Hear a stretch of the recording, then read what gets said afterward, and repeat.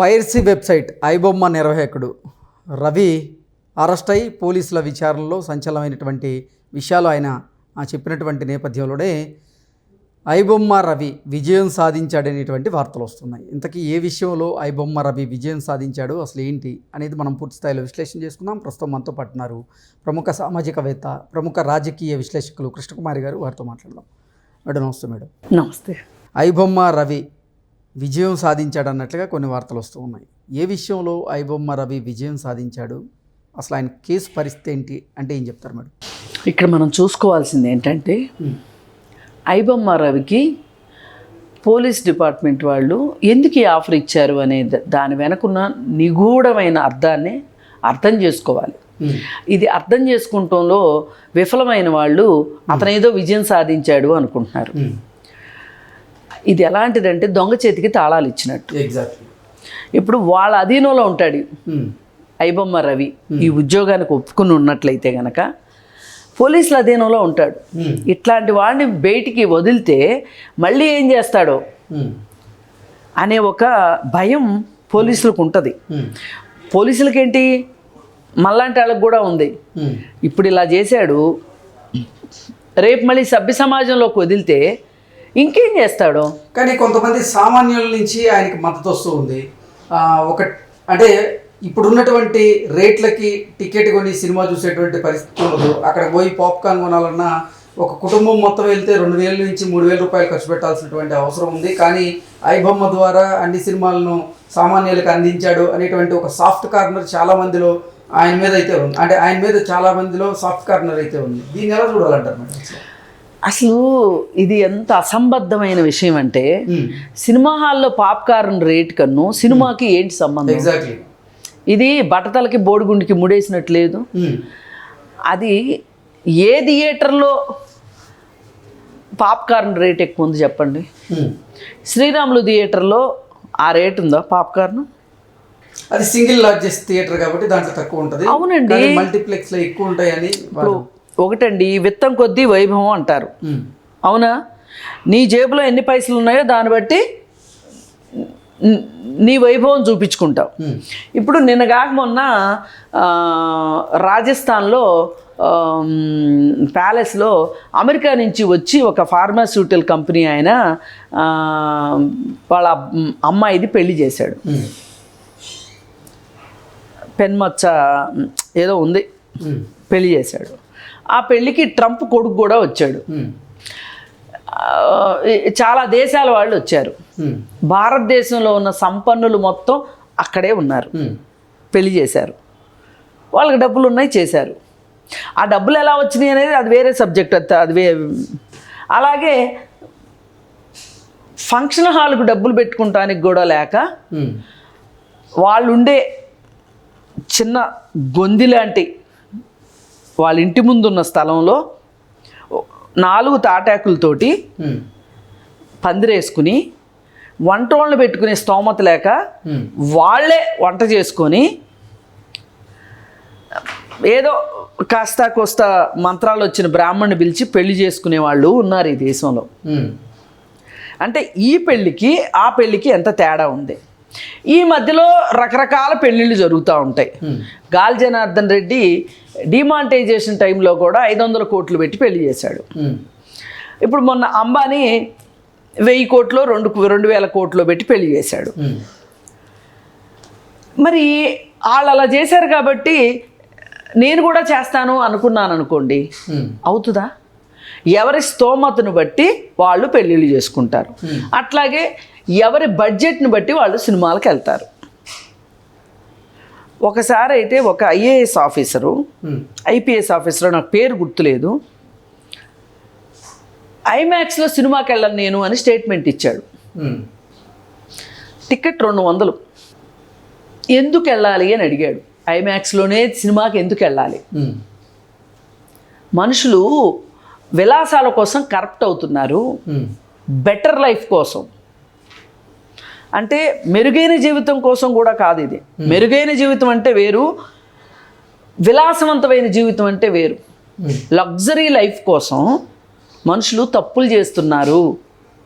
నా స్తోమత ఇదే, నేను మామూలు థియేటర్కే సినిమాకి వెళ్తా, వీలైతే సంధ్యా థియేటర్కి వెళ్తా, దేవి థియేటర్కి వెళ్తా. ఆయన కంపేర్ చేసి చెప్పారు. దేవి థియేటర్కిను అప్పట్లో ఒకటే ఉండేది, ఐమాక్స్ ఒకటే ఉండేది మల్టీప్లెక్స్ హైదరాబాద్లో చాలా రోజులు. ఈ రెండిట్లో సినిమాకి వెళ్ళాలి అంటే నేను దేన్ని ఎంచుకుంటాను అంటే నేను దేవి థియేటర్ని ఎంచుకుంటాను అని చెప్పాడు. నాకు ఇప్పటికీ అది నా తలలో గిరికీలు కొడతా ఉంటుంది ఆ మాట. మీకు సినిమా చూడటం కావాలా, ఐమాక్స్ థియేటర్లో లగ్జరియస్గా సినిమా చూడటం కావాలా, పైగా అక్కడికి వెళ్ళి థియేటర్లో సెల్ఫీలు దిగి ఆ సెల్ఫీని ఫేస్బుక్లో పెట్టి, ఇప్పుడు ఫేస్బుక్ కూడా అవుట్డేట్ అయిపోయింది కదా, ఇన్స్టాగ్రామ్లో పెట్టడం. మళ్ళీ పైగా ఎంత మనుషులకి ఖర్చు పెట్టే అలవాటు ఎంత పెరిగిపోయింది అంటే థియేటర్లో కూర్చొని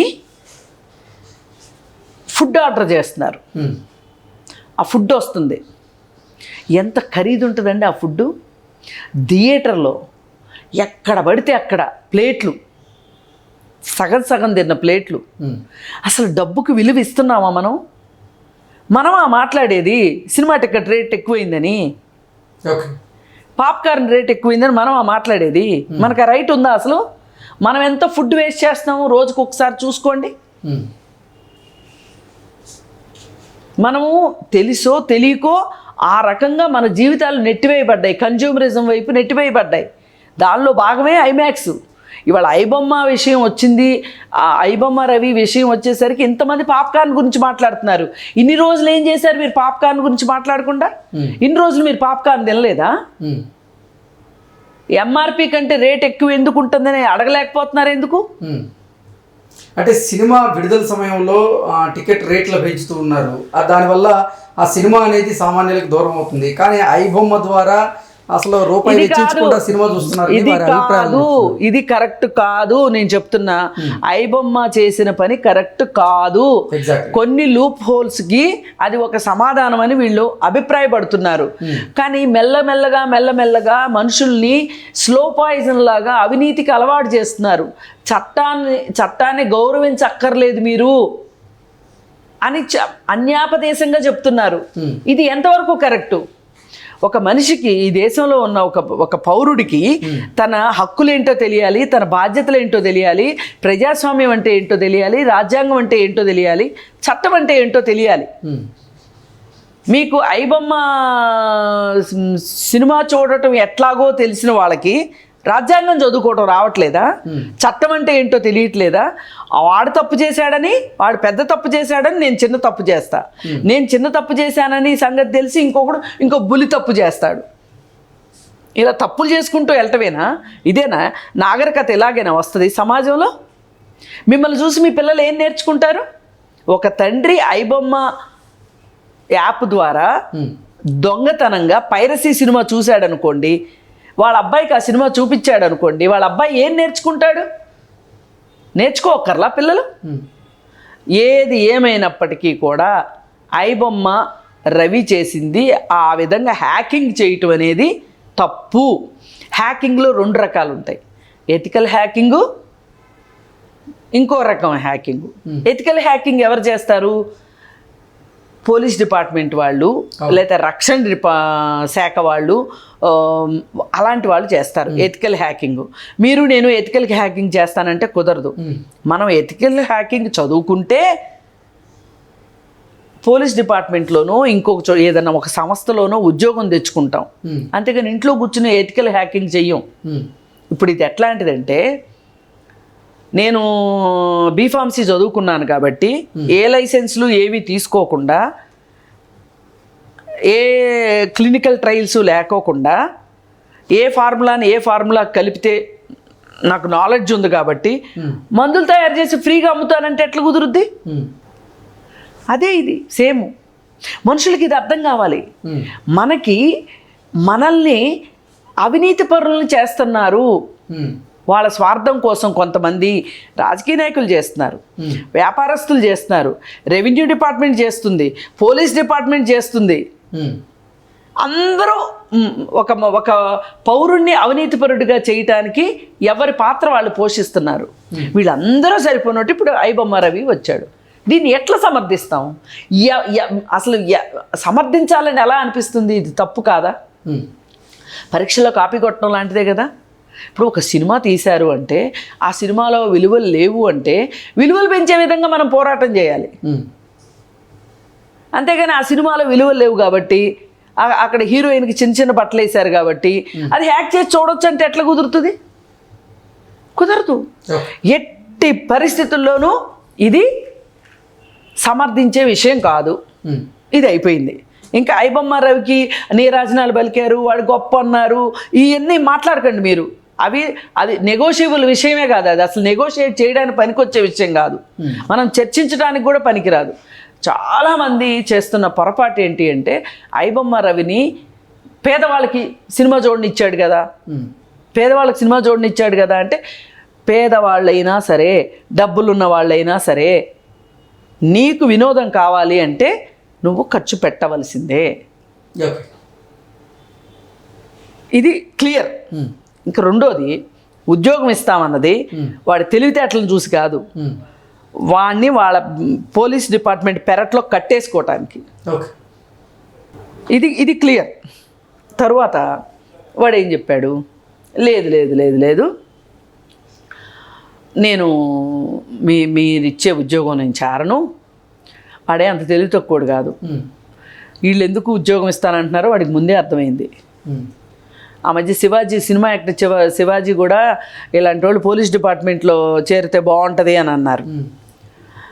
మరి ఆయనకి డార్క్ సైడ్ తెలుసు అన్నారో తెలియకన్నారో కానీ ఏదైనా కానీ అతని తెలివితేటల్ని అతను తెలివైనోడని చెప్పడం వేరు, ఆ తెలివితేటలను మెచ్చుకోవడం వేరు, అవి చూసి ఇంకొకళ్ళు నేర్చుకోవడం వేరు. ఈ మూడిట్లో ఏది అవసరమో మనం నేర్చుకోవాలి, మనకు అర్థం కావాలి ఫస్ట్. అయితే వాడు నేను కరీబియన్ దీవుల్లో హోటల్ పెడతాను అన్నాడు. అదే వాళ్ళు అడిగారు ఏం పేరు పెడతావు అంటే ఐబొమ్మ అని పెడతాను అన్నాడు. అంటే వాడికి ఇంకా పోలీసులు పట్టుకున్నా కానీ ఇప్పుడు 3rd డిగ్రీ చేయమని నేను చెప్పను, ఎందుకంటే నేను మానవ హక్కుల్ని చాలా గౌరవిస్తా. 3rd డిగ్రీ కానీ చేసి ఉంటే అప్పుడు ఐబొమ్మ కాదు కదా, ఐబొమ్మ పేరు మర్చిపోయేవాడు. 3rd డిగ్రీ చేయకూడదు కదా, అందుకని చెప్పి ఇంకా తిమ్మిరి తగ్గల పోలీసులు పట్టుకున్నా కానీ. అసలు ఇండియా ఎందుకు వచ్చాడో తెలుసా ఐబొమ్మ రవి? పోలీసులకే ఛాలెంజ్ విసిరాడు కదా అంతకుముందు. నేను రిలీజ్ చేస్తాను, నన్ను ఆపండి చూసుకుందాం అన్నాడు కదా. ఇప్పుడు ఇండియా వచ్చాడు. కరేబియన్ దీవులకు వెళ్ళిన తర్వాత ఇప్పుడు పట్టుబడకపోయి ఉంటే కనుక కరేబియన్ దీవులకు వెళ్ళి స్టేట్మెంట్ ఇచ్చుండేవాడు. ఏమని? నేను ఇండియా వచ్చాను, చేతగాని పోలీసులారా నన్ను పట్టుకోలేకపోయారు అని. ఈరోజు ఐబొమ్మ రవిని పట్టుకోవడం అనేది ఒక రకంగా పోలీస్ డిపార్ట్మెంటు సాధించిన అతిపెద్ద విజయం. లేదంటే పరువు హుస్సేన్ సాగర్లో కలిసేది పోలీస్ డిపార్ట్మెంట్ పరువు. పైగా వీడు హోటల్స్ పెడతాడంట, దీవికి పెడతాడంట. పైగా 80 లక్షలు ఖరీదు పెట్టి అక్కడ పౌరసత్వాన్ని కొనుక్కున్నాడు వాడు. అలాగే వాడు సంపాదించిన 80 కోట్లు డబ్బుల్లో మ్యాక్సిమం ఖర్చు పెట్టేశాడు విలాసాలకి. ఇది దేశాలు తిరగటానికి, విలాసాలకి. మొత్తంగా చూస్తే గనక ఐబొమ్మ రవి అనే వ్యక్తిని సైకో ఎనాలిసిస్ టెస్ట్ చేస్తే వాడికున్న జబ్బేంటో, వాడికున్న మానసికంగా వాడికున్న అవలక్షణాలు ఏంటో, వాడి జబ్బులు ఏంటో బయటపడతాయి. ఇది వాడు తెలివైనోడు అని పొగట్టం కాదు, ఆ తెలివి వెనకమాల ఎంత క్రూయల్టీ ఉంది అనేది తెలియాలి.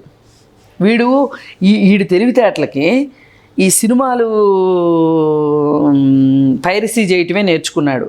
అట్లా కాకుండా ఇంకో రకం నేరస్తుడు అయ్యాడు అనుకోండి, మనుషులను చంపాలనుకునే నేరస్తుడు ఇంకోటో అయ్యాడు అనుకోండి, ఎంతమంది చచ్చిపోయి ఉంటారు అనుకున్నారు? చార్లెస్ శోభరాజ్ కంటే ఇదేం తక్కువడు కాదు. అందుకని మనము తెలుసో తెలియకో మనకేదో తాయలం ఇచ్చాడు కాబట్టి ఒక నేరస్తుడిని సపోర్ట్ చేస్తే మనం నేరం చెయ్యకపోవచ్చు, ఒక నేరస్తుడిని సమర్థించిన, నేరస్తుడికి సహకారాన్ని అందించిన మనం కూడా నేరస్తులమే. ఓకే ఇది ఇది ఇది ప్రతి ఒక్కళ్ళు గుర్తుపెట్టుకోవాలి. ఓకే పైగా ఇంకోటి, హై బడ్జెట్ సినిమాలు తీస్తున్నారు వాళ్ళు, అందుకే టికెట్ రేట్లు పెరుగుతున్నాయి అన్నదానికి అది వేరే డిబేటు. ఇప్పుడు ఇవాళ తెలంగాణ గవర్నమెంటు అఖండ సినిమాకి టికెట్ రేట్లు పెంచడానికి మేము ఒప్పుకోము అని చెప్పింది, ఇచ్చింది స్టేట్మెంటు. ఆంధ్ర గవర్నమెంట్ పెంచుకోవడానికి ఇచ్చింది. ఇది ఒక రకంగా సీఎం మాట ఇచ్చున్నాడు, నేను రేట్లు పెంచను అని అన్నందుకు గాను ఆ మాటకు కట్టుబడి ఉన్నాడు. ఆడుతుంది, సినిమాలో దమ్ముంటే ఆడుతుంది. ఈ వారం రోజుల్లోనే డబ్బులు స్క్వీజ్ చేయాల్సిన అంత అవసరం ఏమొచ్చింది? ఆడుతుంది సినిమాలో దమ్ముంటే ఆడుతుంది. అందుకని రేట్లు పెంచక్కర్లేదు, బెనిఫిట్ షోలు వేయక్కర్లేదు, ఏమీ అక్కర్లేదు. దయచేసి జనాలు కూడా పాప్కార్న్ రేట్ ఎక్కువ ఉంటే ప్రశ్నించండి, కూల్ డ్రింక్ రేట్ ఎక్కువ ఉంటే ప్రశ్నించండి. ప్రశ్నించడం మానేయటం వల్లనే మనల్ని ఎక్కువ దోపిడీ చేస్తున్నారు. ఇది నేర్చుకుంటే మంచిది. Okay madam, thank you. Thank you.